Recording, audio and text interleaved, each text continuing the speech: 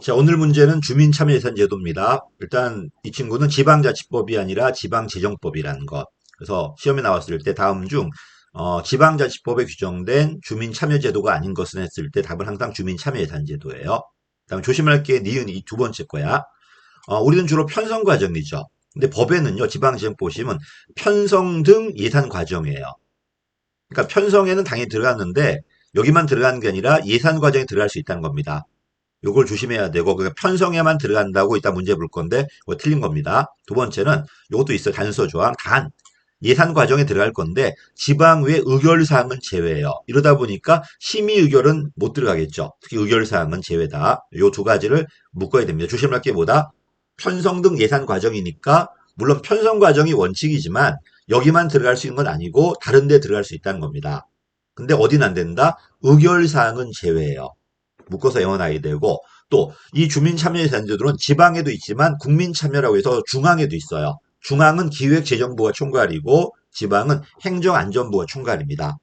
됐지? 그다음에 참여해서 예산안으로 편성해서 예산안에 반영만 하면 되는 거지 꼭 그대로 통과돼야 될 필요는 없어요. 그러다 보니까 결과지향이 아니라 과정지향이라고 그래요. 무조건 해줘야 되는 게 아니라 참여 그 자체가 중요하다는 거죠. 이러다 보니까 우리가 참여해서 예산을 만들어서 지방의회에 줬는데 지방의회가 부결하더라도 괜찮습니다. 이거는.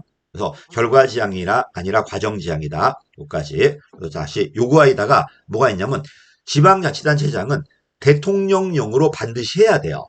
필수야 이거는. 반드시 해야 되는데 필요한 사항은 조례로 정할 수 있어요. 그래서 대통령령으로 반드시 시행해야 되고 반면에 필요한 사항은 조례로 정할 수 있기 때문에 지방자치단체마다 방법은 다를 수 있어요. 이러다 보니까 평가기관도 이제 행안부가 평가할 겁니다. 자, 이걸 이제 연도를 봐야 되는 브라질이 제일 먼저예요. 이상하게 뭐 LIBS, PBS 이런 것만 미국 거고 뭐 자본 예산은 스웨덴, 성인지는 호주, 그다음에 주민 참여는 브라질이에요. 여기 제일 먼저였고 우리는 2003년도에 광주광역시 자치구로 먼저 들어와요. 3년도에 자치구 들어왔고 2004년도에 조례가 만들어져요. 그러다 2006년도 연도 대원아이드 2006년도에 임의 규정으로 지방자치법이 아니라 지방재정법에 들어와요. 그때 선택이었습니다. 그러다 2011년도에 필수로 바뀌어요. 필수로 바뀝니다. 이렇게. 그치. 그 다음에 2018년도에 국가재정법에 국민참여예산제도 들어와요. 물론 18년 들어왔기 때문에 편성은 19년도부터 편성했겠죠. 그래서 이건 국가 거고 이건 지방 거고 그래서 잘 나오는 게 다음 중 국가와 지방에 공통적으로 있는 것 또는 지방에만 있는 것 중앙에만 있는 거 물어보거든요. 이런 주민참여나 국민참여예산제도는 참여예산제도는 중앙도 있고 지방도 있습니다. 다만 총괄이 지방은 행안부고 여기는 기재부라는 것. 그럼 조심할 거는 지방자치법이 아니라 지방재정법이라는 것. 브라질이 제일 먼저였고 그다음에 자치구가 먼저였고 광역 올라왔다가 다 퍼집니다. 이렇게. 이거 좀 봐두시고요. 이거는 이론도 있지만 법령도 있지만 연역도 있어요. 자, 내려가면 이제 나왔지. 시행은 반드시 해야 됩니다. 대통령령에 의해서 반드시 해야 돼요. 근데 필요한 사항은 조례로 정할 수 있어. 이러다 보니까 지방자치단체마다 하는 방식은 다를 수 있어요. 그다음에 3번 조심하라고 그랬지. 편성 과정이 원칙이지만 우리 법에는 편성 등 예산 과정이니까 꼭 편성에만 들어간 건 아니야. 단 뭔 제외다? 지방의회 의결은 제외니까 결국 심의 의결은 안 된다는 거죠. 뭐 심의는 들어갈 수 있을지 모르겠지만 의결은 제외겠지 이제. 그다음에 주민참여예산위원회가 있습니다. 이거는 행안부가 아니라 단체장 소속이라는 거. 이걸 바꿀 때는 행안부로 바꾸겠지. 조심하시고요. 그다음에 첨부만 하면 돼요. 단체장은. 첨부만 하면 되는 거지 반드시 그대로 통과돼야 되는 건 아닙니다. 그러다 보니까 결과지향이 아니라 과정지향이라고 그러고요. 그지? 의견만 반영하면 되는 거지 또 주민이 원하는 대로 그대로 반영한다는 규정도 없어요. 그냥 거기에 맞게 뭐 바꿀 수도 있겠지. 반영만 하면 되는 겁니다. 반드시 통과된다는 보장이 없어요. 그다음에 평가는 행안부가 총괄이다. 중앙은 기재부가 총괄이고요. 그래서 항상 법령 나왔을 땐 관할이 중요하고요. 관할이 중요하고 근데 언제 들어왔나 연역도 있습니다. 자, 이제 문제 풀어볼게요.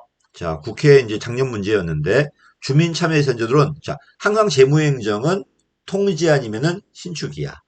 통제가 의회 쪽이고 민주성 쪽이고요. 신축이 행정부 쪽이고 재량 쪽이에요. 어쨌든 주민참여예산제도는 집행되기 전에 주민들로 하는 거니까 사전통지제도예요. 사전이다 사후다는 집행 기준이야. 집행 전에 하면 사전, 끝나고 하면은 사후가 돼요. 도중에 하면은 뭐냐 물어보는데 그때 일단 사전으로 봐야 돼요. 도중에 하더라도요. 물론 도중이 있다면 도중 찍으시면 될 거고요. 어쨌든 이 친구는 신축이나 전문성, 능률성이 아니라 민주주의가 목적이다. 효율성이 목적이 아니라 주민의사 반영이 목적이고요. 맞는 말이다. 2번 틀렸죠? 지방재정법은 편성 등 예산 과정이니까 여기만 제한하고 있지는 않습니다. 답은 2번이네요. 그 다음에 필요한 사항은 조례로 정할 수 있어요. 그러니까 반드시 해야 되지만 이런 필요한 사항 구체적 내용은 조례로 할 수 있기 때문에 단체마다 다를 수 있다는 겁니다. 그 다음에 편성 등 예산 과정이지만 뭔 제외다? 의결사항은 제외입니다. 그래서 편성사항으로 한정하진 않지만은 의결은 제외입니다. 그렇지? 심의는 들어갈 수 있을 것 같아요. 의결만 안 되는 거지.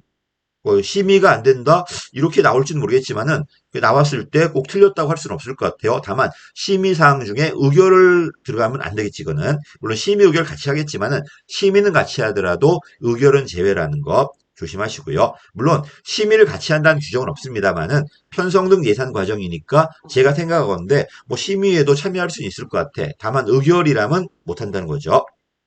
그다음에 요 주민참여예산제도위원회가 주민참여기구가 행안부에 있는 게 아니라 어디 있다는 거야? 지방자치단체 장 소속에 있습니다. 이걸 행안부로 바꿀 겁니다. 이건 전부 법령 얘기지만은 주민참여예산제도는 중요한 제도니까 좀 꼼꼼하게 보셔야 될 겁니다. 여기까지 하겠습니다. 오늘은요. 감사합니다.